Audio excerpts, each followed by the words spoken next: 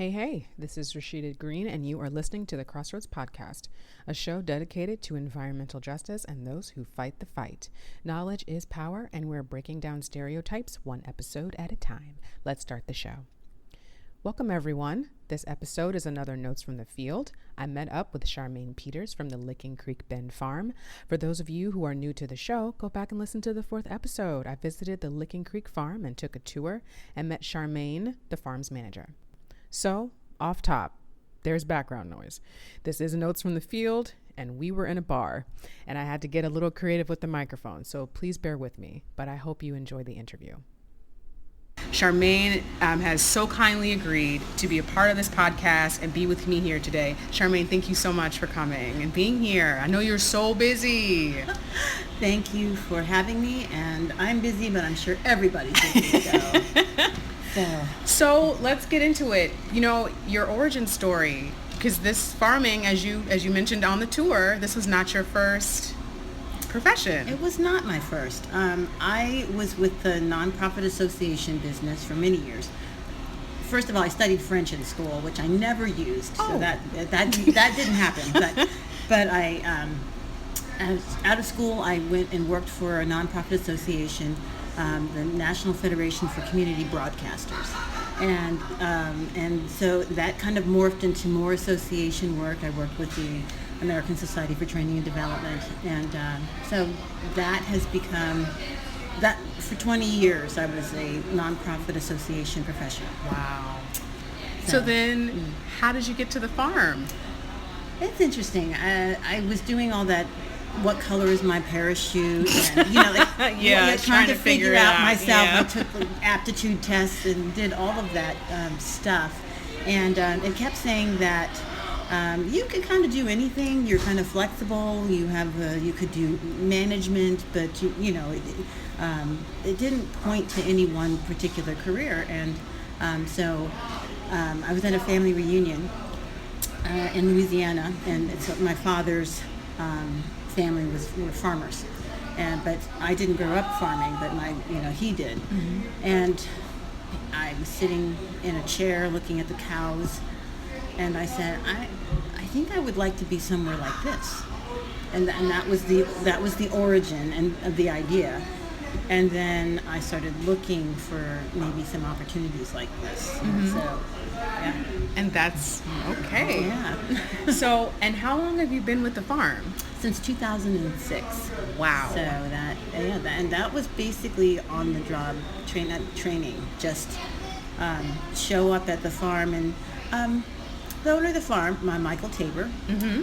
he had decided that he needed maybe somebody else to help him manage the farm, because mm-hmm. he was kind of managing it and also living remotely 100 miles away in Tacoma Park. Right. So he needed a kind of a bridge. And so he advertised it as come work with me, apprentice, learn this, and maybe as a career move, you could maybe make commission, or it was kind of open-ended, but it was also I could see there was a career path as opposed to come pick tomatoes for the summer, Right. Yeah. So I followed up on that, and that's what happened. So for the farm, what are some of the biggest challenges? And I have some ideas of what I might think it could be, but what do you, from your perspective and your opinion, what is the biggest challenge being on the farm? Oh my. I would say currently, and a lot of people would say, staffing is so hard, but I don't find staffing to be that difficult. I find lots of enthusiastic young people who want to come and learn about sustainable agriculture and about food justice and just all of these kind of things. There's a lot of young people coming out of school with those wonderful ideas. So that's not tough for me. The hard part is that there's a big transition kind of trying to happen in farming from a more traditional row fields with tilled rows and crops, and as opposed to a permaculture or there's a transition happening. So but almost all of the stuff that has been taught to young people and to all the old school farmers are row cropping. And that's what I was taught too. Right. That's what Mike was taught. And so the newer processes, newer techniques really are better for the earth, where you don't till, where you preserve the protozoa, the mycorrhiza, the biology in the soil, all of the networks, and you try not to disturb them. So you do just a minimal disturbance, maybe at the top level, so you can grow your vegetables, but you don't deep till every season just to get rid of weeds. Right. And that has become really, really difficult to do, because in addition to that, you have to get nutrition into the soil. You're taking food out. Right. You're not just growing food and then chopping it up and putting it back in the soil. You are taking it out and selling it to people. So you are taking out nutrition out of that soil every year when you grow on it. And a lot of us have gotten used to the idea of just getting compost, from somewhere, buying it at a store or something, and for a farmer, buying enough compost for 15, 20 acres is just not. It's horrible. So this is one of our major challenges is making this whole process sustainable, making it learning how to work with nature and to be able to recreate compost naturally instead of having to truck it in. Right. To recreate nutrition naturally by cover cropping. Right. Grow some crops that will, like legumes and, that will put nitrogen back into the soil. Just all these things, and it's more challenging than you would think to put nitrogen back in the soil without tilling. Right. Yeah.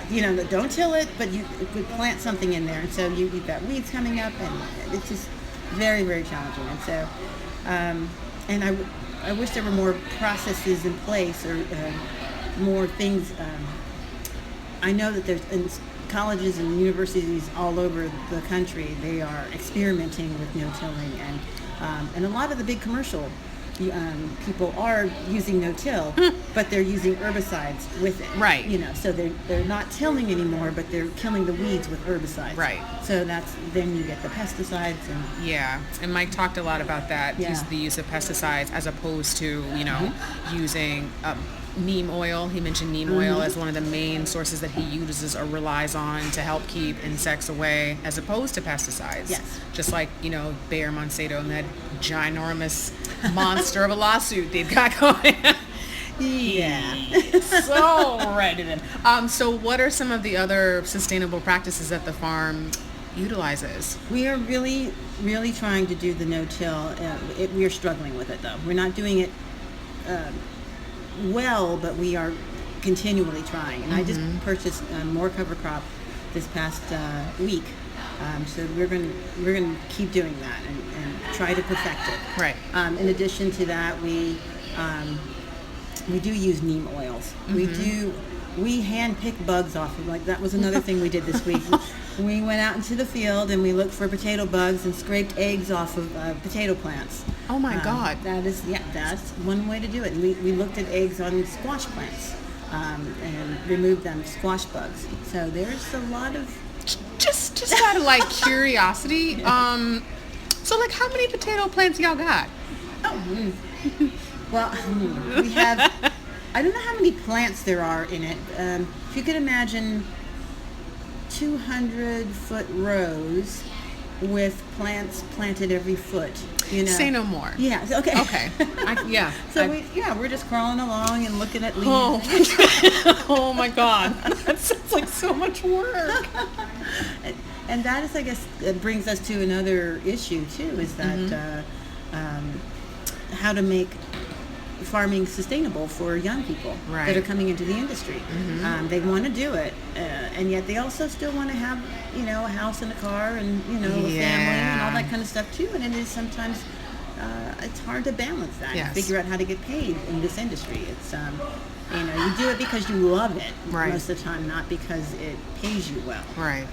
And has you all had any challenges with what's, the ugly fruit or the ugly vegetable problem? Is that? Yeah, that's okay. Good question.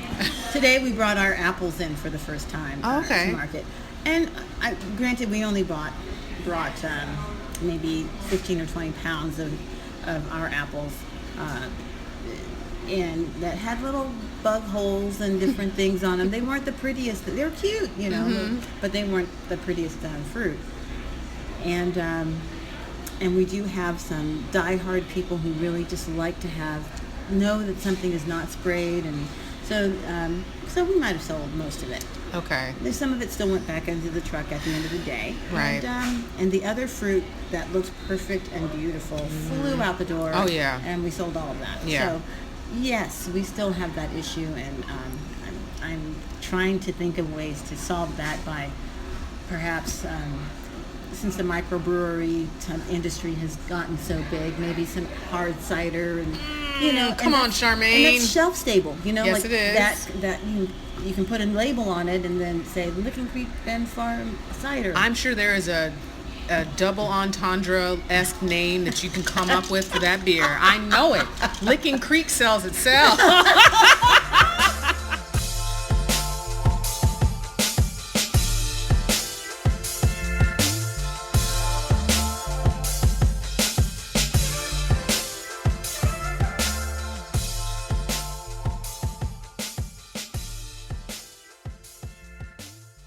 This episode of The Crossroads is brought to you by Mellow Mushroom in Adams Morgan. Stop by Mellow Mushroom for happy hour Monday through Friday from 3 to 7 p.m. Mondays are half-price bottles of wine, and Wednesdays chicken wings are half price. I love the vibe at Mellow Mushroom. Brings me back to my college days. It's just a great place to grab drinks with friends. The staff let us use their second floor space to record, so this is my way of showing my gratitude. So please, if you're in Adams Morgan, stop by Mellow Mushroom for happy hour or maybe just a pizza. Let's get back to the show. But it's just that's something that I was talking about when I was with a friend in California. Is just this idea of food waste and how much of a problem it is. And as a farmer, having to take that produce back, I mean, you have to figure out what to do with it. I assume some of it's going in compost. Maybe you all eat it. You know, we do some of that. Okay. And we find ways to. We have a gleaner who comes at the end of our markets and takes, the things that are really waste, basically stuff that could be kind of chopped up and half of it's bad, but half of it's still good, and go to a food kitchen. So we have a gleaner that comes and picks up that food, which is great because I don't like putting that in the truck, to take home. But, I don't mind taking compost where you just compost it. Right. I don't want to take the food that is half good, it feels, so when the gleaner takes it, it just feels good. You know that it's going to be soup kitchened and people are going to eat it. That's good. Yeah. And then, the last question that I want to ask you, I know that makes me sad a little bit because I love talking to you, but as a Black woman, what are some of the obstacles that you faced being a farmer, working on the farm, if any, or just what are some of the maybe the prejudices that you've experienced as a woman of color? I really want to say that I might be a little bit. You've seen our farm, and so we're pretty isolated. Yeah. And but all of the people that I have interacted with in the community, even though they are, there's not very many people of color in my community at all. There's whenever I see one, we kind of look at each other like, oh, yeah. Okay. But to be honest, the community has been very welcoming and accepting. I think that it's pretty obvious that my politics are very different than many of them in the community. Yeah. And that has been, in some ways, it's been challenging in the sense that that some of the people that I work with day in and day out have very different political views, and that's. But in terms of that could be any color. That's not a color issue. certainly there have been a few people that have called me like, oh, that's that colored lady who works over. Jesus Christ. Yeah, so there's a language thing that they don't understand. Charmaine, this is not the 50s. I know, but there is a language thing. Oh my God. They don't understand that that's not a term that is, and so there's been some education. Nobody was really being, they weren't trying to be disrespectful. Okay. That's the term they grew up with. Oh and that's my the term God. they used. Okay. All right. It was all, so anyway, that's the kind of thing, but that's pretty minor as far as I'm concerned. If once I just kind of say, hey, that's, not the appropriate term, and they're like, oh, what is, and it's been fine, so. Okay. All good. Oh. And do you find that, so because you are in that area or environment where it is isolating, do you have like a network of folks that you can talk to and like turn to when you're having issues, or even not even just like personal ones, but just farm issues, that talking to someone that looks like you and understands what you're experiencing as a farmer? I don't think that it's for what I'm doing, it's been relevant. Like, I don't need to have somebody that looks like me, as long as they will talk to me and really tell me what's what. And most of the time my intuition is good about that, whether somebody is really talking to me or whether they're just, like, oh, she's a girl, she doesn't know what she's talking about. Right. And that's more of an issue, really, than the color, Yeah. to be honest. Yeah. That actually makes sense. Yeah. Where you are underestimated Right. because you're a woman. Yeah. And that's like the beauty of, like, when I saw you, I was so excited because I was just like, oh my God, because I didn't expect it. And then and then seeing you, I was like, oh my God. And she's got the gear on, and I know she knows what she's doing. I'm like, oh my gosh.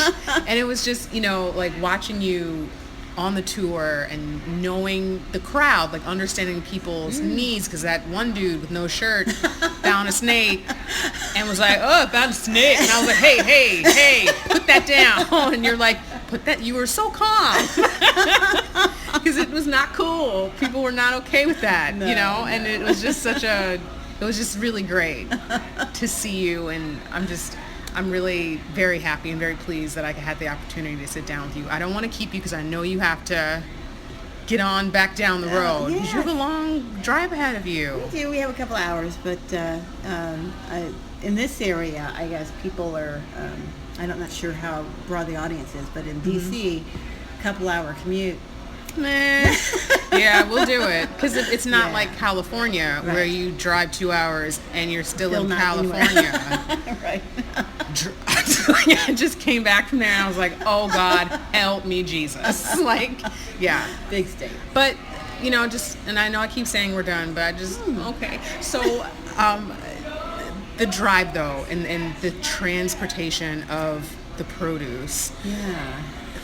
Does that, in your experience, is that contributing to some of like the food waste that you're seeing, as far as maybe some of the fruit that doesn't sell, or it's not, by the time it gets there and maybe it's not pretty and isn't sold and comes back, you couldn't attempt to resell it? Is that? No, I think because we have 2 markets a week, market days a week, we are here often enough to, and because Mike also lives here, right, we can store food locally. And he can also attempt to go to the co-ops and the different places to see if they will take some of it, the soup kitchen, that's great. Yeah, restaurants. We even have some universities who have the mandate to have food within 100 miles served to the students. Okay. So some of those universities also buy food from us so that they can, live up to their mandate. So it's I don't think food waste is a huge issue for us, but definitely making the whole process sustainable and making it so that people can make a true living, a sustainable living, right, in the industry, and not just do it because they love it. Right, because it sounds like what you guys have had to do is create multiple sources. Yes. of income, Yes. in order to make things Yes. work. And that's not even just at farming, that's economics in Right. general. That's what we're seeing. So we're hearing a lot from Yes. economists. When you look at the big commercial grocery stores, they have kind of usurped the farm, fresh food, local, all of that stuff now. And it used to be that we were kind of the only game in town that was fresh produce from the country. And now you go into most grocery stores, and I have to say that, I mean, I think our fruit and our tomatoes and all our things are really superior, but grocery stores are stepping up. They are stepping up. Okay. Yeah, they are stepping up, and so there's more and more organic and local produce in the grocery stores, and it doesn't look like a sad, lonely corner like it used to. Oh. Yeah, they are doing a good job, and so we have to kind of redefine ourselves too, and figure out what we're serving, who we're serving, what makes sense. And to be honest, I'm not a hater of that. I think the grocery stores should be offering better local. They should. Yes. And so, but that does mean, okay, where does the small farmer fit now in this whole picture? Right. Do we all become hemp growers or? I don't know. Maybe, Charmaine. Maybe you should think about it. Licking Greek, then Farm Kush sounds nice to me. Sorry. Okay. But thank you again so much. I know I don't want to keep you because, again, for the 40th millionth time, I know you have to get on down the road back to Pennsylvania. But where can people find, maybe not you personally if you're not interested in that, but like where can people follow the farm? What can people do to where are your markets? You know what, I should be better at this, because you did ask me for and I know we have an Instagram. You do? And we have all these things that I don't do, obviously. That's okay. Luckily, we have young people who just kind of do it for us. Fortunately, I remember this. Okay. So Licking Creek Bend Farm, it's at Licking Creek Bend Farm on Instagram. I assume maybe on Facebook. They can find you guys on Facebook. Not as much. We have Instagram and we have a website. Okay. And those are the two things that mostly get updated. That's enough. Yeah, the Facebook one, I think it's there, but it's not as updated. Okay. All right. But they can find you guys online on Instagram. I've tagged you all in my posts, and I'll tag you all again. And the farm has 2 farmers markets in DC, or Tuesdays and Saturdays we're in DC, and it shows on the website. Okay. Yeah, where we are. Awesome. Thank you so much for joining me.